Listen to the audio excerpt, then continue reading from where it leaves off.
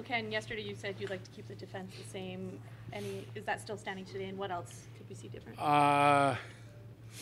The goaltender and defense will stay the same, and then we'll take 13 into warm-up and sort it from there. We have a couple of injuries that we'll see how they do throughout the afternoon, and if they're good to go, we'd like to keep our roster the same, but we got to be a little bit flexible here right now.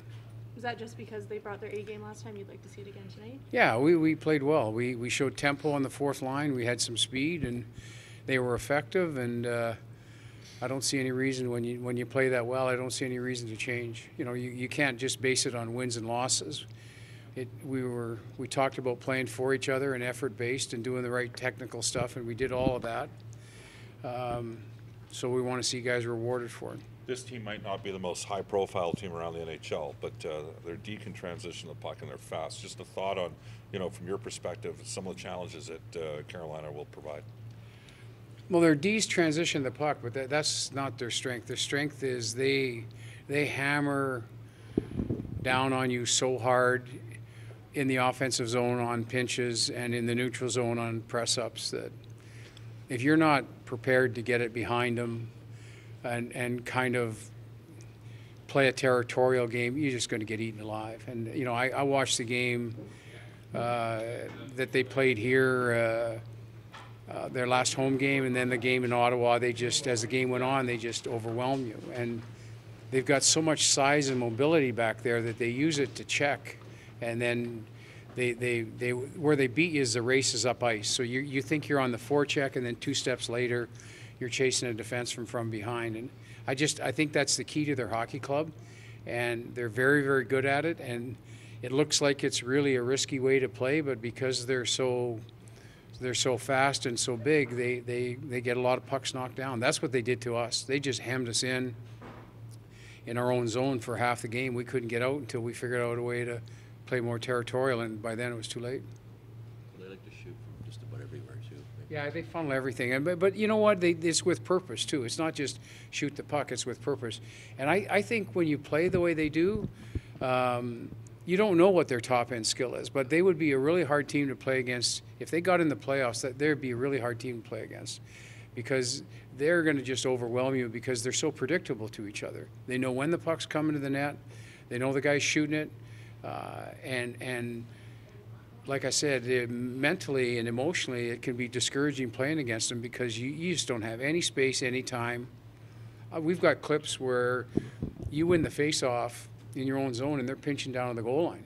I mean, how many teams do that? You don't see that in the NHL very often, but they do it, and they're good at it, and you don't get any clean plays. And I think that's a workmanlike, when you know you've got that size and mobility on defense, it can really work to your advantage. I think that's the one thing that I was shocked by standing on the bench was how big they were. I couldn't believe how big their team looked. And it was a little bit, with that size and mobility, it's hard to play against.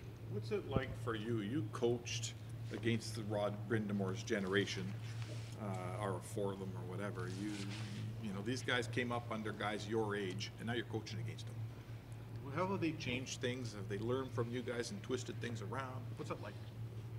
Well, I was part of the deal when we traded for Rod, when we traded for him from St. Louis. We gave up Murray, Barron, and he sets an example in the way he goes about everyday business. And I think he's become a student of the game, but he's never lost his playing instincts. I think that's a great quality.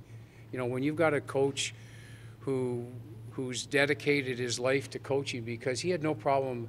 He was here for a long time as an assistant coach, learning his trade, but he's still got the qualities of a determined player, and that's what he wants from his players. And when he doesn't see it, he's very outspoken about it. Sometimes even in a humorous way, where he wants to put the gear back on or whatever. But I think that's why he's going to be a good coach for a long time, because he was relentless as a player, and you see it in his coaching. He doesn't let the players take a breath, and I think that's to me a sign of a guy that's going to be a long-time career coach. He has a personal connection to Ryan Nugent-Hopkins. They're both ambassadors for cystic fibrosis. He got Ryan involved in that. Do you see any similarities in terms of the demeanor and the maturation professionalism with Ryan, that sort of, I mean, they're different body types, but is there some comparables there? Well, there's comparables as far as hockey sense goes. They're underrated as far as hockey sense, but Rod was a very unique guy in that he was one of those guys that he just trusted he could go further than you could every game, and he pushed buttons competitively on the ice against people. When I coached him, he was unbelievable as far as being able to go competitively further than anybody. And we had him when he was really young, but he was a special player then. And obviously, I think personally he's going to turn out to be a special coach because he's got the right demeanor. He doesn't take anything from the players as far as letting them off the hook in any venue. And if his team is going to play like this, it's going to be hard to play against for a long time.